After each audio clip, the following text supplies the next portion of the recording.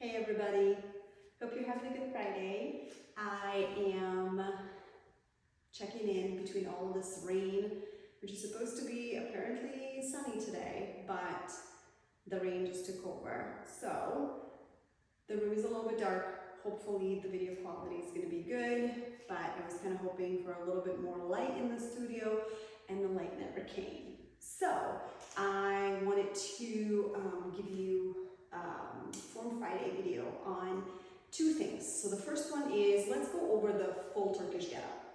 And we're just gonna make sure that everything is covered and that you don't have any questions. And if you do, feel free to put them in the group chat.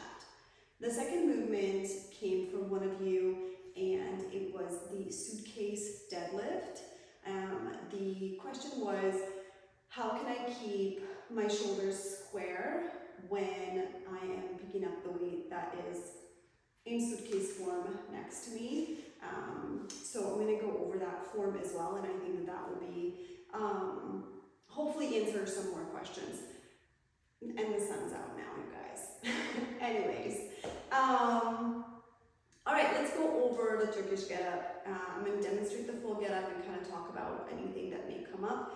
I have a very tiny kettlebell that I'm working with today. This is my kettlebell. I just went to the acupuncturist and she put like 25 needles in my left shoulder blade. Fun times. But I have to use something really small because I'm quite inflamed on that side. So I will be demonstrating with my left arm up and just on that side alone. All right, so let's go over the full Turkish getup. I'm going to do it and I'm going to talk through it, and then if there are any questions, you guys can send them to me and hopefully I can answer them in the chat. All right, so you're going to start again in this sideline fetal position for the Turkish getup. Actually, I'm going to go this way so you guys can see me.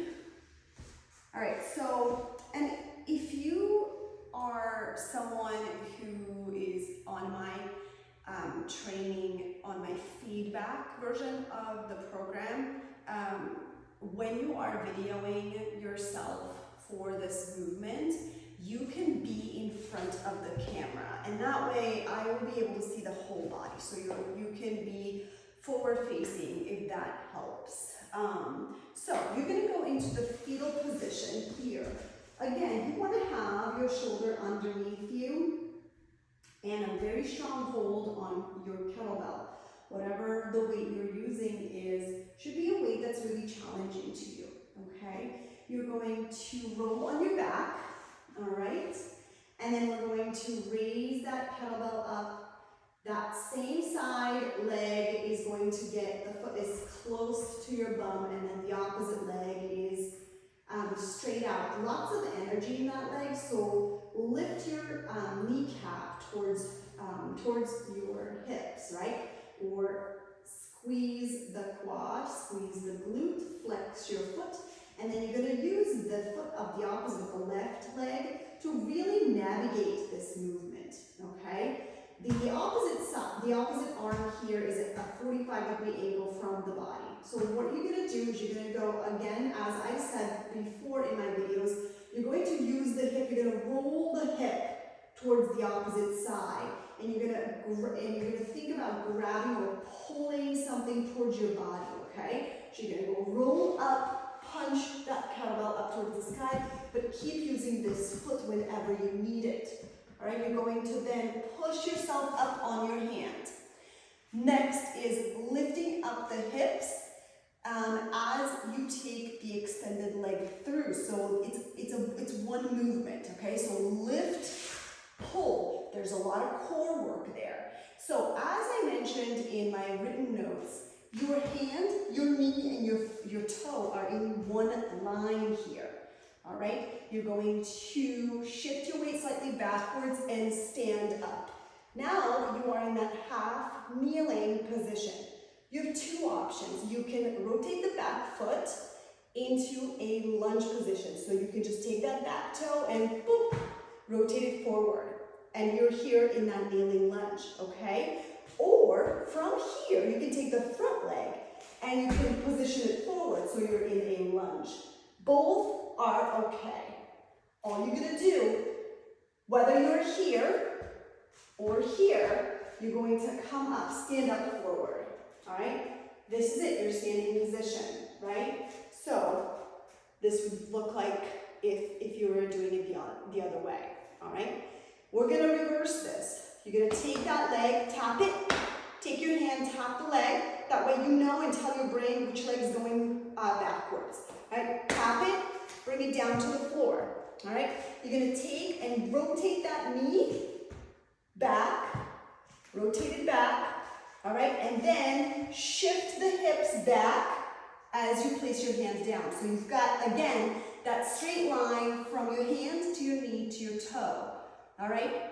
Next, what we're gonna do is make sure this foot is in a place that works for you best, because you're gonna have to press through the ground to get this one through, okay? So use it, core nice and tight, bring it through, okay? Now, adjust this foot a little bit again, and then you're gonna go on your elbow, push yourself away from that hand over here. Like there's something gross and smelly over there, so you're just gonna go push, push, push, push, push, and bring it down, all right?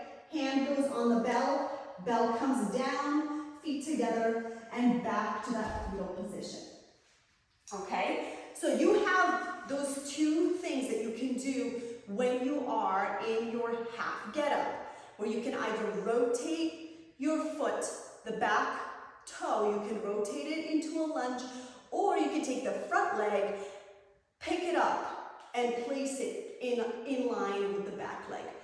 Both are okay, both are correct, it's whatever floats your boat. You can try both of them, all right? Most important thing is that you realize that this movement is a full body movement, okay? We'll be playing in the future with this movement. So we may do things like, you're gonna do a military press in every position, all right? We may do a combination and a complex where you do half a get up, and then maybe you do like 3 presses and things like that. So you want to be able to understand this movement and have good form in this movement. As far as what the weight is and that you're using, in a Turkish get-up, it is a lot harder to progress in the weight, all right? So if you're working with an 8 kilo, it takes a while to get to the 12 kilo, and that's okay. Or if you're working with a 12 kilo, it takes a very long time to get to the 16 safely, okay? And that's perfectly fine. That's why kettlebells are amazing, is because you're training, you are not exercising, and there are step-by-step ways how you're gonna get there. I hope this was helpful, and I'm gonna show you one more time how I do the full get up, and then I'm gonna go into the suitcase deadlift. So, full get up again, without much talking here.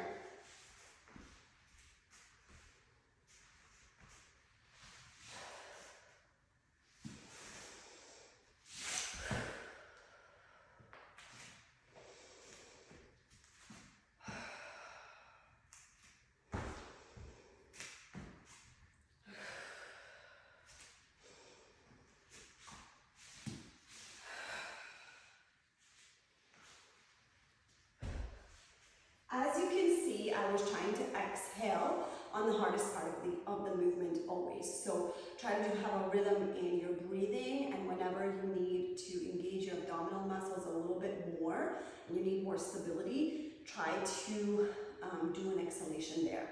But don't overthink it too much, just work on the movement first.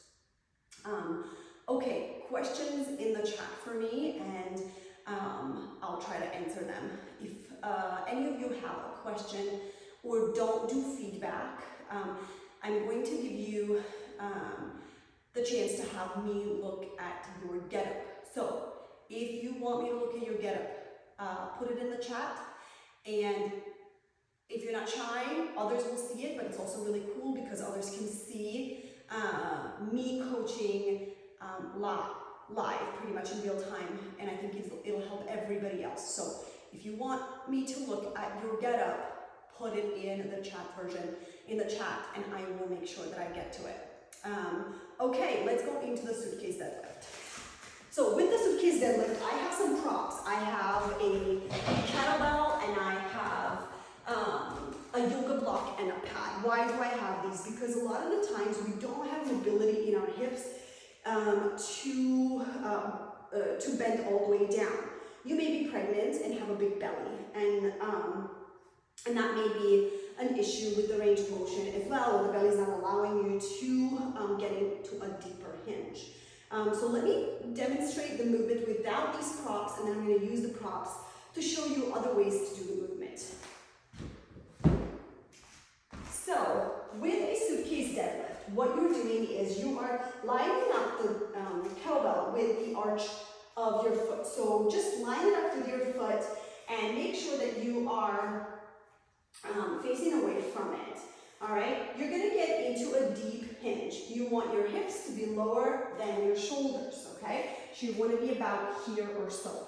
You're going to grab your kettlebell and then you take your shoulder blade. You're going to pull it back, roll it back down towards the hip and lock it in place while really trying to make sure that your lat is also locked in place. Why? Because when you lift, when you shift your weight into your hips and you lift here, then you will not have the issue of a dropped shoulder, okay? If I don't do that, if I'm here and I just kind of do it, this is what happens.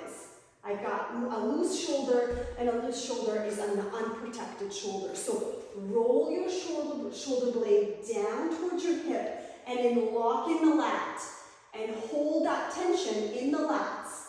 Don't focus too much on the shoulder blade at that point. Focus on making sure that you are literally parking the shoulder blade on your lat muscle, okay?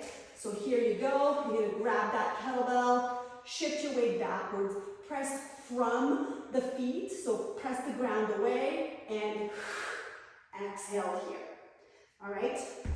So, if you have an issue with not being able to get deep into your hips, you can do a couple of things. You can elevate it on a block, and that will be a lot easier for you to engage that lat and pull it down, okay? A lot easier for you to access that. And then once you're good at that, you will switch into something lower, like this 2-inch pad, and eventually get to a point where you can ditch the pad, okay? So that is kind of the key in the suitcase deadlift. It's getting low enough into your hinge position and then making sure that you really tuck those lats down and the shoulder blades are parked with a nice big exhale when you lift and core engages. All right, I hope I answered that question well. If more questions come up about the suitcase deadlift, please let me know. Again, any question that you have, just place it in the chat. That's what the group chat is there for. I want to make sure that you guys feel comfortable and confident in any of these movements, because the next 6 weeks of this cycle is including a little bit more intensely some of these movements, especially the get up and the snatch. For Friday, I'm going to go over the snatch again, just to remind you how the snatch works, and then go over other things that you may be interested in. So I'm going to ask you in the chat again what you want to see, what you want me to talk about. Anyways, I think that's it. So I hope you all have an amazing weekend, and I hope I haven't talked way too long, but I'm really passionate about this, and I really do hope that you are enjoying the programming so far for this cycle. All right, I hope you have a good weekend, and I'll talk to you soon.